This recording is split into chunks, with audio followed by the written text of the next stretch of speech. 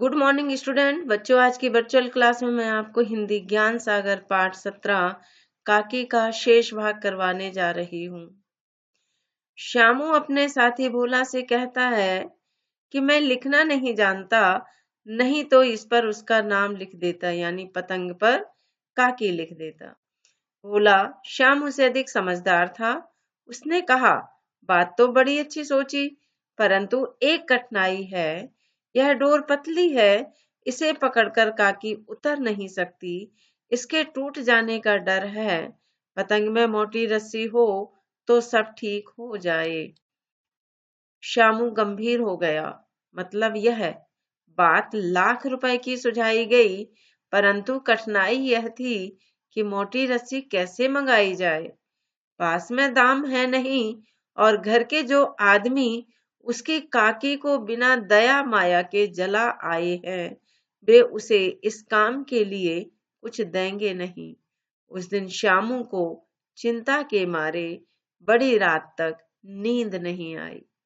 पहले दिन की ही तरकीब से दूसरे दिन फिर उसने पिता के कोट से 1 रुपया निकाला, ले जाकर भोला को दिया और बोला, देख भोला, किसी को मालूम ना होने पाए, अच्छी अच्छी 2 रस्सियां मंगा दी।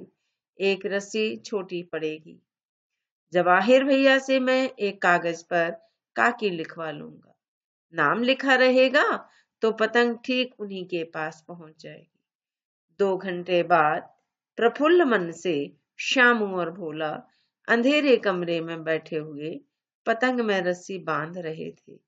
अकस्मात उग्र रूप धारण किए विश्वेश्वर शुभ कार्य में विघ्न की तरह वहां जा घुसे।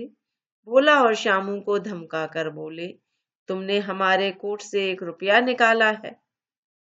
भोला एक ही डांट में मुखबिर हो गया। बोला, श्यामू भैया ने रस्सी और पतंग मंगाने के लिए निकाला था। विश्वेश्वर ने श्यामू को 2 तमाचे जड़कर कहा, चोरी सीख कर जेल जाएगा? अच्छा, तुझे आज अच्छी तरह समझाता हूँ। कहकर फिर कई तमाचे जड़े और कान मलने के बाद पतंग फाड़ डाली। अब रस्सियों की ओर देखकर पूछा, ये किसने मंगाई? भोला ने कहा, इन्होंने मंगाई थी। कहते थे इसे पतंग तानकर काकी को राम के यहाँ से नीचे उतारेंगे। विश्वेश्वर हतबुद्धि होकर वहीं खड़े रह गए।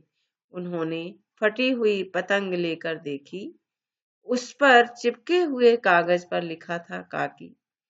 सियाराम शरण गुप्त द्वारा रचित पाठ में बच्चे की मनोवैज्ञानिक स्थिति का वर्णन किया गया है कि बच्चे कितने बाल सुलभ और सोच वाली बुद्धि के होते हैं। उनमें मासूमियत होती है, वो अपने माँ से बहुत स्नेह करते हैं।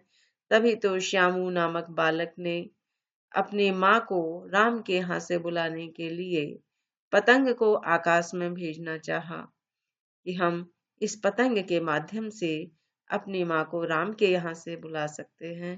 तो इसमें बच्चों की मासूमियत को बताया गया है, उनके बाल सुलभ चरित्र का वर्णन किया गया है।